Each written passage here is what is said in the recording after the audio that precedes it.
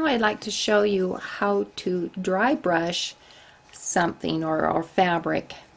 You know, this is an acrylic paint, and there are different brands, not very expensive, and you also use a stiffer brush, and this is called a dry brush. It's really stiff. Here's my fabric, and you make a stencil. You cut out the shape that you want to put on your fabric. Now I'm going to center this on the fabric. Now I add paint to my brush. Now it's called dry brush because you are going to get most of the paint out of your brush by dabbing it like this.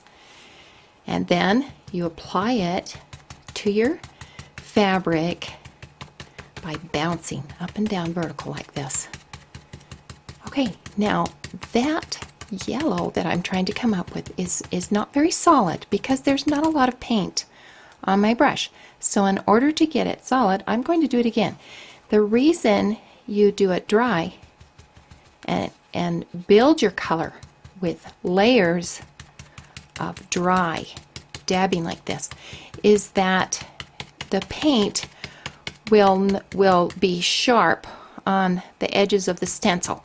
If I do it wet or have a lot of paint on my brush, then the paint just drips underneath my stencil and I won't have a real sharp, professional looking shape. Okay, it's looking better, but I might do it one more time. Dab it until it's almost dry and do it again. I might want to let it dry in between. Now it's looking very filled in, a nice bright color.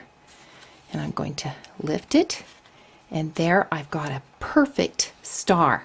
There's no dripping underneath the stencil because I used a very dry brush. And that's how you dry brush. This is used in several patterns.